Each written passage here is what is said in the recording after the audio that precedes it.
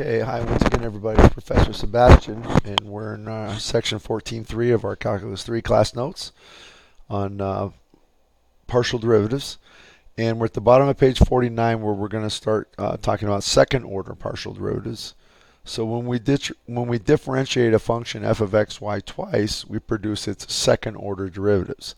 So these derivatives are usually denoted by del squared f by del x squared, or that's the second partial derivative of f with respect to x, or a much simpler notation is f sub xx. Okay, or we can have mixed derivatives now. So we could say del squared f by del x del y, okay, or f sub yx. So notice the order we put this in is important. So we're always going to do the derivative of f with respect to y first when it's written this way. So we put it as the first subscript over here. So we're doing the f sub y first, and then we take the partial with respect to x of that result. Okay, similarly, we have the second partial of f with respect to y, or del squared f by del y squared, or a much more simpler notation, f sub yy. Okay, and you could have a mixed derivative in the other direction where I have the second derivative of f with respect to y with respect to x, right? Partial derivative. So del squared f by del y del x. So this means you take the partial of f with respect to x first, so that comes in the first subscript on this side. So it's the first subscript, or it's the partial on the right side in the denominator when you have a mixed partial written in this way.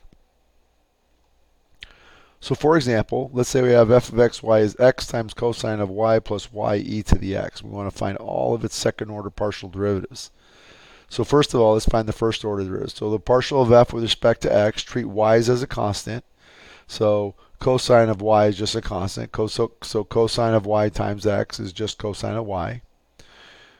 Again, y is a constant. The derivative of e to the x is just e to the x. So leave the constant in front. So it's y e to the x. So that's the partial of f with respect to x.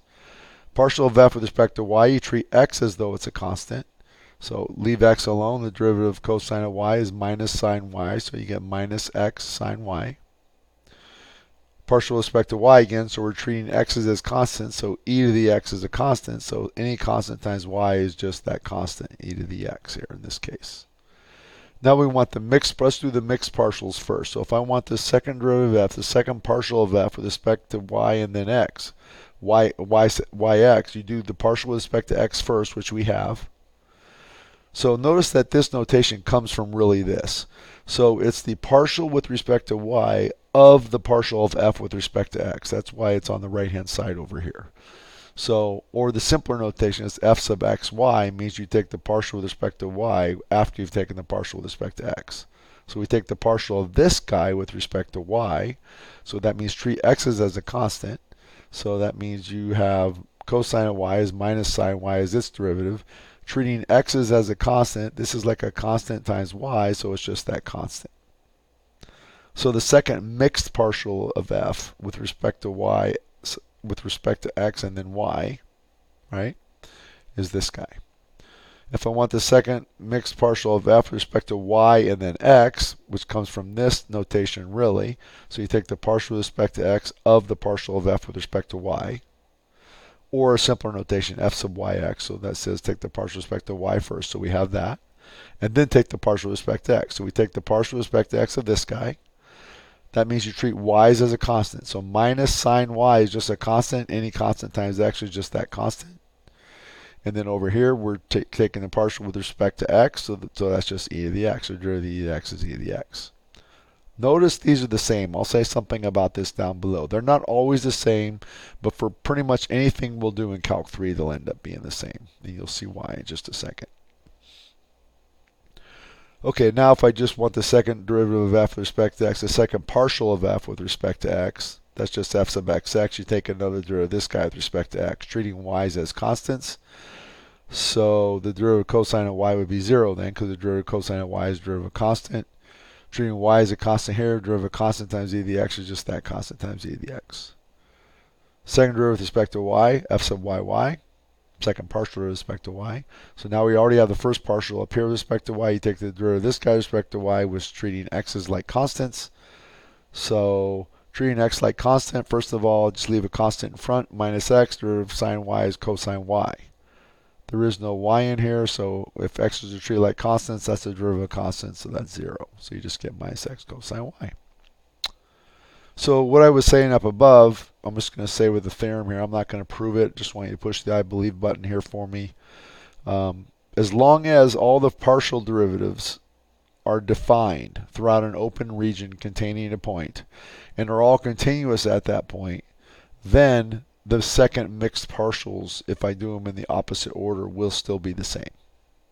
Okay, so these mixed partials are the same because these are very smooth continuous functions, right? Cosine is continuous everywhere, e to the x is continuous everywhere, y times e to the x is continuous everywhere.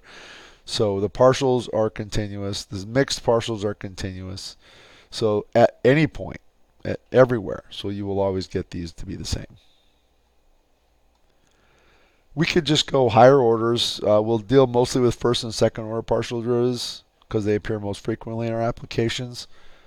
There's no theoretical limit, however, to how many times we can differentiate a function as long as the derivatives involved exist. Thus, we can get third and fourth order derivatives denoted by symbols like third partial of f with respect to x, y squared, right? You could do it that way, but the easier notation is f sub y, yx, which means you take the partial respect to y first, then the partial respect to y again, then the partial respect to x of that result.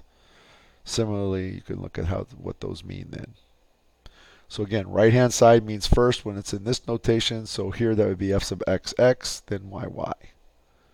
So let's find f sub yx, yz if f of x, yz equals this guy. So that means you find f sub y first. So the partial respect to y means you treat the x's and the z's as though they're constants. So derivative of 1 is 0.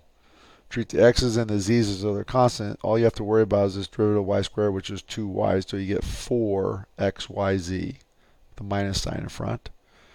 And the derivative of this guy with respect to y, you treat x squared like a constant, so you just get x squared. Then we do the next partial, which is x. So f sub yx means take the derivative of this guy with respect to x, treating y and z as constants. So it leaves minus 4yz plus 2x. Then f sub xy means take the partial of this result with respect to y. So that just leaves minus 4z from this guy.